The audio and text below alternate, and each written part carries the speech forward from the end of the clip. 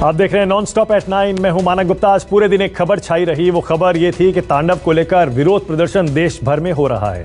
देश के कई हिस्सों में इसे लेकर प्रदर्शन हुए, शिकायतें दर्ज हुई और शिकायत दर्ज होने के बाद तांडव के डायरेक्टर अली अब्बास जफर ने बिना शर्त माफी मांग ली। उन्होंने कहा उनका इरादा किसी की भावना को ठेस पहुंचाने का नहीं था। लेकिन सवाल है, आखिर ऐसा क्या हुआ इसे लेकर इतना बड़ा बवाल मच गया?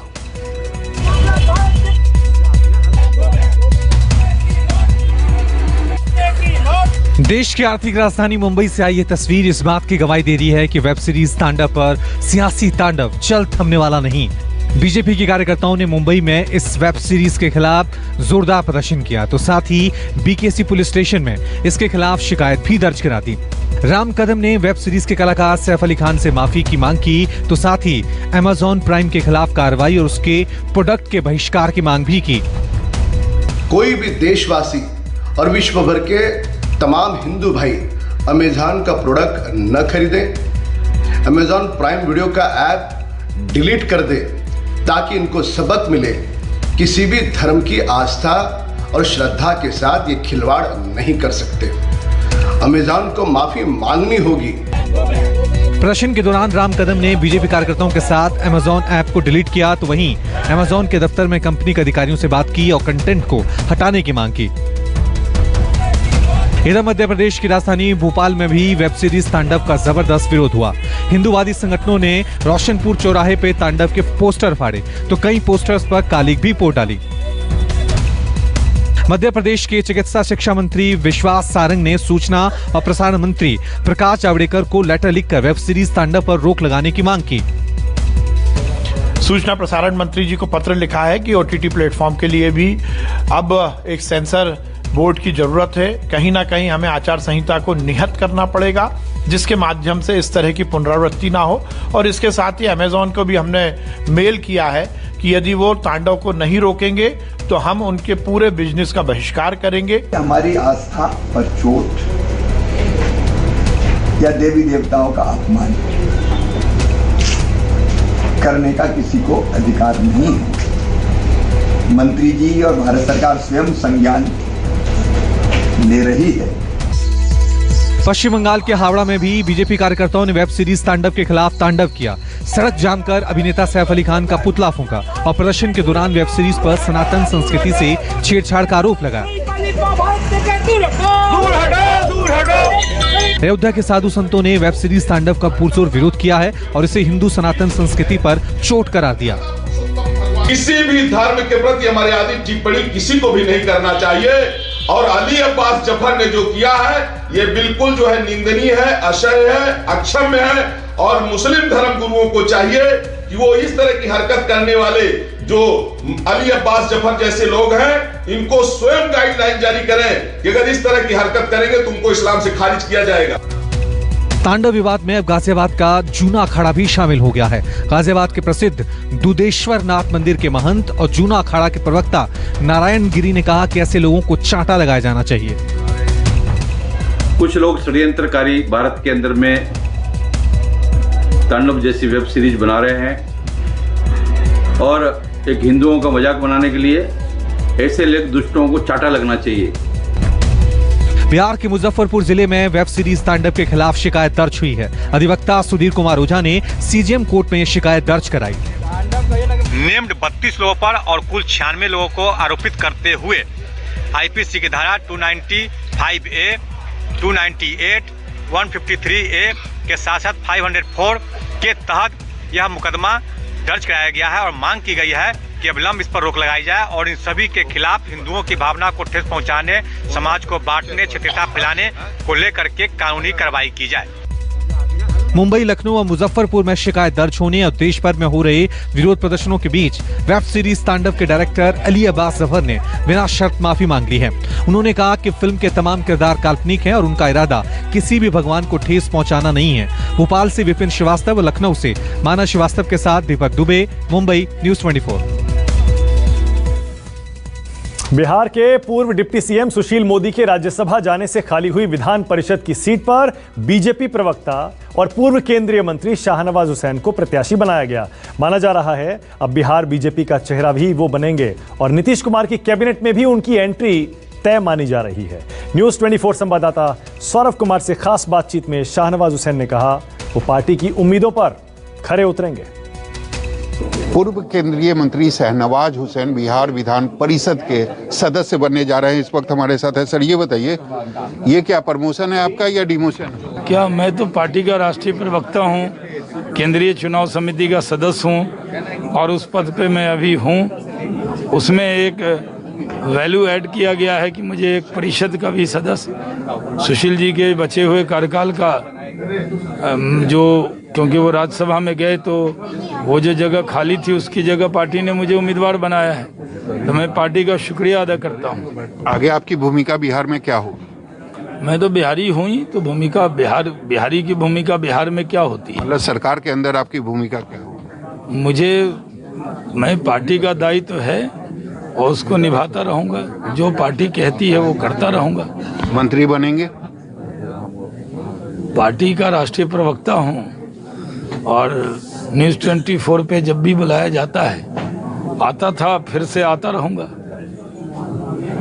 आप चाहेंगे कि आपको मंत्री बनाया जाए? मैं तो बहुत साल पहले भी मंत्री रहा हूँ, अभी तो पार्टी का काम कर रहा हूँ कार्यकर्ता के नाते। हमारे यहाँ कोई किसी भी पद पे हो, सब कार्यकर्ता है। हमारे नेता नरेंद्र मोदी जी के आदेश का पालन सब करते हैं, राष्ट्रीय अध्यक्ष की बात को सब मानते हैं। डॉक्टर संजय जायसवाल जी हमारे प्रदेश अध्यक्ष हैं, उन्होंने यहाँ कहा है हमें कि विधान परिषद का नामांकन करना है, तो करने जा रहा हूँ। इंडिगो मैनेजर रुपेश हत्याकांड के 6 दिन बीतने के बाद भी पुलिस के हाथ खाली हैं, तो वहीं रविवार की रात पटना के सबसे बड़े बाजार समिति में भी अपराधियों ने ताबड़तोड़ फायरिंग कर दी। बिहार में कानून व्यवस्था की स्थिति को लेकर आज नेता प्रतिपक्ष तेजस्वी यादव ने राज्यपाल से मुलाकात की है। पटना में बहादुरपुर थाना क्षेत्र में पड़ने वाले पटना के सबसे बड़े बाजार समिति में प्रतिदिन 4 से 5 करोड़ का सिर्फ फल का कारोबार होता है, लेकिन रविवार की रात इस बाजार समिति में जो हुआ उसके बाद यहाँ बाहर से आने वाले कारोबारी भी दहशत में है। अपराधियों ने यहाँ बाहरी ट्रक ड्राइवरों पर ताबड़तोड़ फायरिंग की और कई ट्रकों के शीशे तोड़ डाले। गोलीबारी में एक ट्रक ड्राइवर जख्मी हो गया। हम पटना बाजार समिति में और यहाँ पे आप सब देख रहे हैं कि ये बाहर के लोग हैं जो ट्रक ड्राइवर हैं, वो यहाँ से माल लेके आते हैं। प्रतिदिन यहाँ करोड़ों का कारोबार होता है, लेकिन यहाँ ये असामाजिक तत्वों का अड्डा बन चुका है। कल रात में यहाँ घटना घटी थी। आप देख सकते हैं कि कई गाड़ियों के जो बाहर से आए हुए थे, पंजाब दूसरे शहरों से आए हुए थे, वहाँ इन गाड़ियों का शीशा तोड़ दिया गया और साथ ही जब इन लोगों ने विरोध किया उसके बाद यहाँ दर्जनों राउंड फायरिंग की गई है। और शराब पी रहे थे इधर और इधर गाड़ी के पास खड़कर बाथरूम करने लगे, तो उनको समझाया भी इधर मत करो, तो उन्होंने दूसरे जो ड्राइवर थे उनके गले में हाथ डाल लिया, उन्होंने उसके साथ मारपीट करने लगे। हम पीछे गए नहीं सारा, उसके 15-16 फायरिंग की थी। चश्मदीदों के मुताबिक रात में कुछ लोग यहाँ आकर शराब पी रहे थे। जब ट्रक ड्राइवरों ने मना किया तो वो मारपीट करने लगे, लेकिन ड्राइवरों की संख्या ज्यादा होने पर भाग गए। हालांकि कुछ देर बाद 2 दर्जन की संख्या में वापस आए और फायरिंग करने लगे। इन लोगों ने गोली के खोखे भी दिखाए। इधर हमारे ताश जुआ खेलते थे सारे, वो दारू हम बाहर के लोग थे, गुंडा शीशे में मारा ईट, भाग गए मार के। फिर तीसरी बार फिर आए, 3 बार अटैक किया। अपराधियों की इस कार्रवाई के बाद बाजार समिति के दुकानदार काफी दहशत में है। Patna fruit and vegetable association के अध्यक्ष शशिकांत प्रसाद ने बताया कि जब तक सुरक्षा नहीं मिलती है तब तक मंडी को बंद रखा जाएगा। 10 गाड़ी की शीशा तोड़ दिया गया गोली फायरिंग में। ये पटना का मेन शहर का ये हाल है, तो व्यापारी कहाँ से सुरक्षित होंगे? इसलिए एसोसिएशन इस पर सख्त है। लगातार आज बैठक बुलाई गई। अब व्यापारियों को सोचा कि अगर नहीं लोग सरकार करेंगे तो मंडी हम लोग बंद कर देंगे। बिहार की कानून व्यवस्था की बदहाली के मुद्दे पर आरजेडी नेता और बिहार विधानसभा के नेता प्रतिपक्ष तेजस्वी यादव ने राज्यपाल से मुलाकात कर ज्ञापन सौंपा और उनसे हस्तक्षेप की मांग की।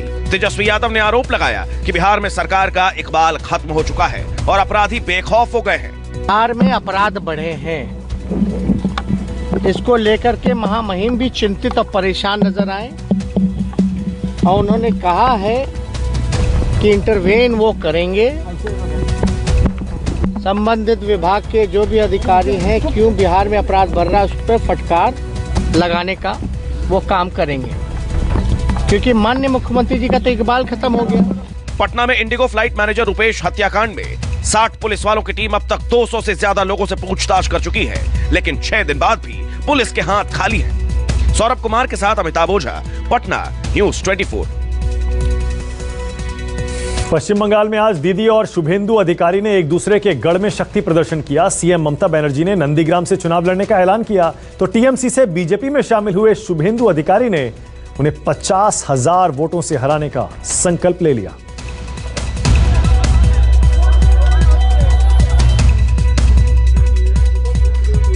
दीदी के गढ़ में बीजेपी नेताओं की दहाड़ टीएमसी कार्यकर्ताओं को रास नहीं आई और वो हिंसा पर उतारू हो गए। दक्षिण कोलकाता में बीजेपी की रैली और रोड शो के दौरान टीएमसी कार्यकर्ताओं ने जमकर पत्थरबाजी की और वहां अफरा तफरी मच गई। जिस तरह से मुख्यमंत्री ममता बनर्जी के राज बिहारी इलाके से बीजेपी की रैली जा रही है, हम दिखाना चाहेंगे जो जहां पे टीएमसी के समर्थक है किस तरह से भिड़ंत हो गई है। जाहिर सी बात है, देखे यहाँ पे रैली निकली हुई है और लगातार देखे कि मुख्यमंत्री ममता बनर्जी को जय श्री राम के नारे से विरोध है। साफ तौर पे देखे जो उनके समर्थक है यहाँ पहुंच चुके हैं और लगातार दोनों पक्षों में झड़प हो रही है। इससे पहले मुख्यमंत्री ममता बनर्जी ने टीएमसी छोड़कर बीजेपी में शामिल हुए शुभेंदु अधिकारी के गढ़ नंदीग्राम में शक्ति प्रदर्शन किया तो साथ ही नंदीग्राम से ही विधानसभा चुनाव लड़ने का ऐलान कर दिया। एमनिते एटा जेनारेल सीट, काजेई कोनो असुविधा नेई, एमनकि आमी जोदि नंदीग्रामे दाঁড়াই केमन हय।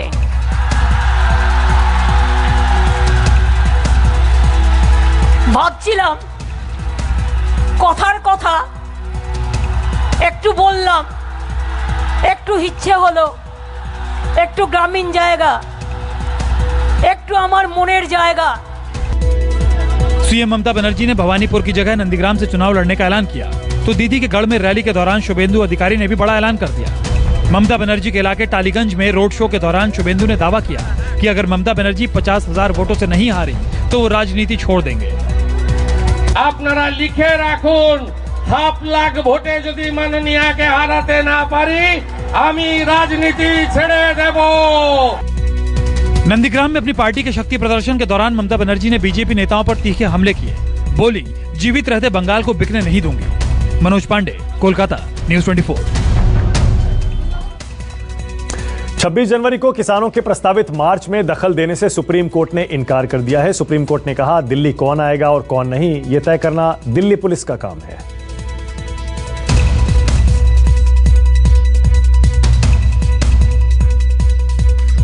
देश की सबसे बड़ी अदालत ने 26 जनवरी को दिल्ली में किसानों की ट्रैक्टर रैली पर रोक लगाने से इनकार कर दिया है। सुप्रीम कोर्ट ने साफ कर दिया है कि वो इस मामले में दखल नहीं देगा। सुनवाई के दौरान चीफ जस्टिस ने कहा, ये मामला कानून व्यवस्था से जुड़ा है और इसके बारे में फैसला पुलिस लेगी। इस मामले से निपटने के लिए आपके पास सारे अधिकार हैं। दिल्ली में किसे प्रवेश देना चाहिए, इस बारे में फैसला करने का पहला अधिकार पुलिस को है। हम आपको ये नहीं बताने जा रहे हैं कि आपको क्या करना चाहिए। इस विषय पर 20 जनवरी को विचार करेंगे। केंद्र के कृषि कानूनों के खिलाफ जारी हल्लाबोल के बीच किसानों ने ऐलान किया है कि वो 26 जनवरी यानी गणतंत्र दिवस पर दिल्ली में ट्रैक्टर रैली निकालेंगे। लेकिन दिल्ली पुलिस ने इस पर रोक लगाने के लिए सुप्रीम कोर्ट का दरवाजा खटखटाया है। दिल्ली पुलिस ने सुप्रीम कोर्ट से इस ट्रैक्टर मार्च को रोकने का आदेश जारी करने का अनुरोध किया था, लेकिन कोर्ट ने ऐसा करने से इनकार कर दिया। क्यों, क्या लगता है कि अदालत ने क्यों दखल नहीं दिया? क्योंकि जो एप्लीकेशन दी थी वो गलत थी। उसमें क्या लिखा है, कंसीलमेंट ऑफ फैक्ट है। उसमें ट्रैक्टर रैली कहेगी। उसमें कहीं नहीं लिखा गया जहां गणतंत्र दिवस की परेड होती है, जहां रिहर्सल होता है, जहां मीटिंग रिट्रीट होती है नई दिल्ली परिक्षेत्र में, वहां पर धारा 144 बहुत महीनों से लगी हुई है। वो बड़े बड़े बोर्ड लगे, आप भी देखते हैं सब तरफ लगे हुए। तो जब धारा 144 सीआरपीसी लगी हुई है, 5, 6, 7 इकट्ठे व्यक्ति नहीं हो सकते हैं, तो आप क्यों ऐसी आशंका व्यक्त कर रहे हैं? आशंका करना गलत है। कृषि कानूनों के खिलाफ 55 दिनों से दिल्ली बॉर्डर पर डटे किसानों ने सुप्रीम कोर्ट के फैसले का स्वागत किया है। तो साथ ही ये भी कहा है कि शांतिपूर्ण तरीके से ट्रैक्टर मार्च निकालना उनका संवैधानिक अधिकार है। न्यूज़ 24 से खास बातचीत में कीर्ति किसान यूनियन के नेता राजेंद्र सिंह ने आरोप लगाया कि कॉरपोरेट घरानों के दबाव के कारण केंद्र सरकार कृषि कानूनों को वापस नहीं ले रही है। जो अंतर्राष्ट्रीय साम्राज्य संस्थाएं हैं, उनका दबाव है भारत सरकार पर और उसी दबाव के चलते हुए जो विदेशी और देसी कारपोरेट है उसको फायदा पहुंचाने के लिए कृषि कानून लाए गए हैं। इसलिए ये लड़ाई हमारी लंबी चलेगी, लेकिन हम बातचीत के लिए हमेशा तैयार रहेंगे। अंतिम फैसला आंदोलन के जरिए ही होगा। सरकार को लॉ निरस्त करने ही पड़ेंगे। इससे पहले रविवार को भारतीय किसान यूनियन नेता राकेश टिकैत ने कहा था कि तीनों कानूनों की वापसी और एमएसपी की कानूनी गारंटी के लिए किसान 2024 तक प्रदर्शन करने को तैयार है। हम नहीं करते, उनको साफ करने कर दिया। ना हमने क्लोज वाइज चर्चा करी, ना हम क्लोज वाइज चर्चा करेंगे। 3 बिल ही वापसी का घर जाने का एक रास्ता है। और दिल्ली के दरवाजे जब भी खुलेंगे जब 3 बिल वापसी हो जाएंगे। इधर राजनीतिक दलों के नेताओं से मिलने के आरोप के बाद संयुक्त किसान मोर्चा ने भारतीय किसान यूनियन के प्रधान गुरनाम सिंह चढ़ूनी को सस्पेंड कर दिया है। मोर्चा ने 7 सदस्यों वाली कमेटी से चढ़ूनी को बाहर कर दिया है। हालांकि चढ़ूनी ने कहा है कि उन पर ये आरोप संयुक्त किसान मोर्चा ने नहीं बल्कि एक शख्स ने लगाए हैं और वो शख्स शिव कुमार सिंह उर्फ कक्का जी हैं, जो खुद आरएसएस के एजेंट हैं। नहीं, ऐसी कोई मैंने तो कभी सुना नहीं, ना मोर्चे ने ऐसा कोई इल्जाम लगाया है। हाँ, हमारे घर की जो बातें वो हमारे घर तक रहने दो। संयुक्त किसान मोर्चे का आरोप नहीं है, ये निजी किसी का हो सकता है, संयुक्त किसान मोर्चे का आरोप नहीं है। ये आरोप कक्का जी का है, जो खुद जो है वो आरएसएस का दलाल है। ये उसका आरोप है और ये आरएसएस की चाल है आरोप लगा के आंदोलन को तोड़ने की। केंद्र सरकार और किसानों के बीच 19 जनवरी को होने वाले 10वें दौर की बातचीत से पहले केंद्रीय कृषि मंत्री नरेंद्र सिंह तोमर ने मुरैना जाने के दौरान ट्रेन में सिख समाज के लोगों के साथ लंगर खाया। तो साथ ही किसान नेताओं को आगाह किया कि वो नए कृषि कानून पर अपना अड़ियल रुख छोड़ दें। तो वहीं किसान संगठन साफ कर चुके हैं कि उन्हें कानून वापसी से कम कुछ भी मंजूर नहीं है। रविवार को सिंघू बॉर्डर पर प्रदर्शन के दौरान किसान नेता योगेंद्र यादव ने कहा था कि गणतंत्र दिवस पर किसान दिल्ली में बाहरी रिंग रोड पर ट्रैक्टर परेड करेंगे। हमारी अपेक्षा है कि किसान 19 तारीख को क्लॉज बाय क्लॉज चर्चा करें, वो रिपील के अलावा क्या विकल्प चाहते हैं वो विकल्प सरकार के सामने प्रस्तुत करें, तो सरकार जरूर पूरी गंभीरता के साथ उनकी समस्या पर, उनकी आपत्ति पर विचार करने को खुले मन से तैयार है। 26 जनवरी को जो पूर्व निर्धारित हमारा कार्यक्रम था, उसके अनुसार किसान गणतंत्र परेड आयोजित की जाएगी। ये परेड जवान एक तरफ करेगा और किसान एक तरफ करेगा। सरकार और प्रदर्शनकारी 41 किसान संगठनों के बीच अब तक 9 दौर की वार्ता हुई है, लेकिन नतीजा सिफर ही रहा है। सुप्रीम कोर्ट ने इस मामले के हल के लिए 4 सदस्यों की कमेटी भी बना दी, लेकिन कमेटी के एक सदस्य भूपेंद्र सिंह किसानों के समर्थन में इस कमेटी से बाहर आ चुके हैं। किसानों का कहना है कि हर हाल में सरकार को तीनों नए कृषि कानून वापस लेने होंगे, जबकि सरकार को किसानों की ये मांग मंजूर नहीं है। दिल्ली से मनीष कुमार और प्रभाकर मिश्रा के साथ ब्यूरो रिपोर्ट, न्यूज़ 24। नमस्कार, मैं हूं मानक गुप्ता। अगर आपको हमारा ये वीडियो पसंद आया हो तो इसे लाइक और शेयर जरूर करें, और हाँ, हमें सब्सक्राइब और फॉलो करना ना भूलें, ताकि आप देश और दुनिया की कोई खबर मिस ना करें। तो जुड़े रहिए हमारे साथ और देखते रहिए न्यूज़ 24।